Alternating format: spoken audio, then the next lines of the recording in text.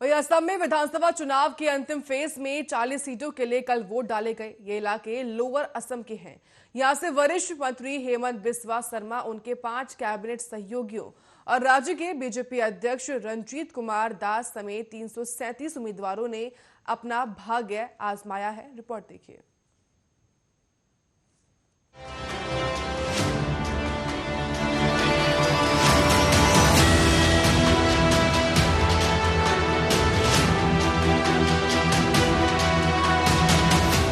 आगामी विधानसभा चुनाव में सबसे ज्यादा चर्चा भले ही पश्चिम बंगाल की हो, लेकिन उससे सटा हुआ नॉर्थ ईस्ट का असम राज्य भी चुनावी दृष्टि से इस बार काफी महत्वपूर्ण है।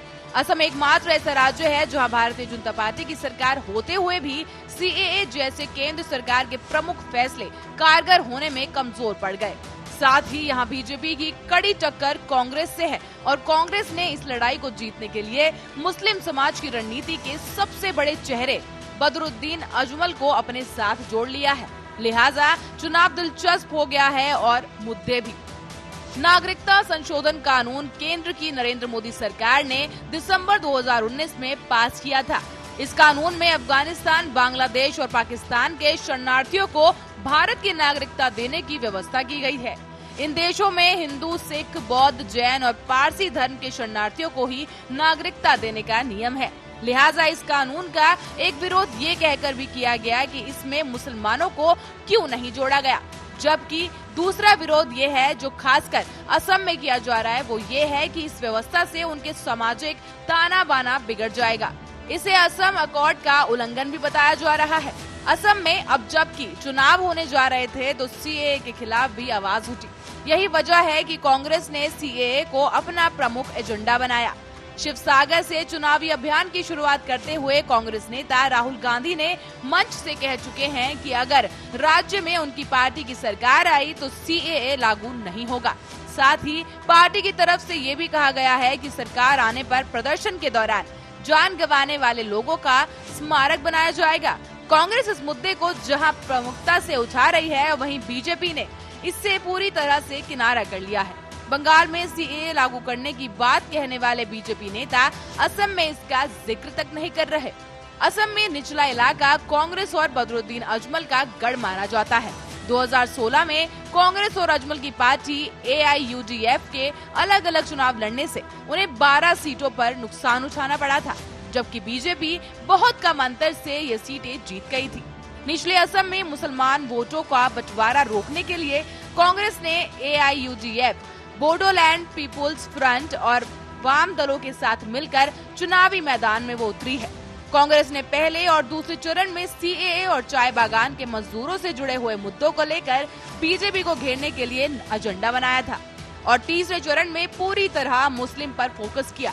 पार्टी की कोशिश है कि गठबंधन पार्टियों को पूरा वोट एक दूसरे को स्थानांतरित हो ताकि ज्यादा से ज्यादा सीट उनके खाते में आ सके। असम में मुस्लिम बहुल सीटों पर एआईयूडीएफ के अध्यक्ष मौलाना बदरुद्दीन अजमल की अच्छी पकड़ मानी जाती है। वर्ष 2011 के चुनाव में मुस्लिम बहुल 53 सीट में से कांग्रेस ने 28 और एआईयूडीएफ ने 18 सीटें जीती थी, लेकिन 2016 के चुनाव में कांग्रेस को 18 और एआईयूडीएफ को 12 सीटों से संतोष करना पड़ा था।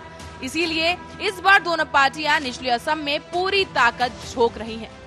बता दें, कांग्रेस, यूडीएफ और लेफ्ट पार्टियां अपना वोट एक दूसरे को स्थानांतरित कराने में सफल रहते हैं तो जीत की दहलीज तक पहुंचने में बहुत मुश्किल नहीं होगी। वहीं बीजेपी ने असम की सियासी जंग फतेह करने के लिए अपनी पूरी ताकत झोंक दी है, क्योंकि उसे विपक्षी गठबंधन से ज्यादा खतरा महसूस हो रहा है।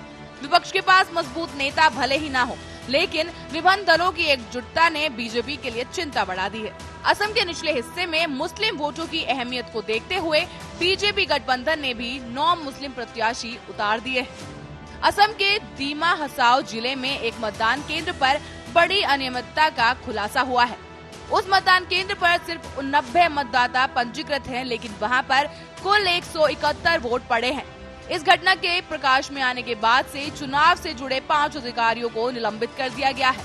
अधिकारियों ने बताया कि मतदान केंद्र की सूची में केवल 90 नाम दर्ज थे, लेकिन ईवीएम में 171 वोट पड़े हैं। एक अधिकारी ने ये तक बताया कि गांव के प्रधान ने सरकारी मतदाता सूची को स्वीकार करने से इनकार कर दिया था और वो अपनी सूची लेकर वहां आ गया। इसके बाद ही गांव के लोगों ने उसी सूची के हिसाब से मतदान किया। हालांकि फिलहाल ये स्पष्ट नहीं हो पाया है कि चुनाव अधिकारियों ने गांव के प्रधान की मांग क्यों स्वीकार कर ली। वहां पर सुरक्षा कर्मी तैनात थे या नहीं और उनकी क्या भूमिका रही, ये भी अभी तक स्पष्ट नहीं हो पाया है। असम के 16 जिलों की ये 40 विधानसभा सीटें लोअर असम इलाके में फैली हुई हैं। बोडोलैंड प्रादेशिक क्षेत्र इलाके की सीट पर चुनाव हुए। बीजेपी पिछले चुनाव में भी असम के निचले इलाके में बहुत अच्छा नहीं कर सकी थी।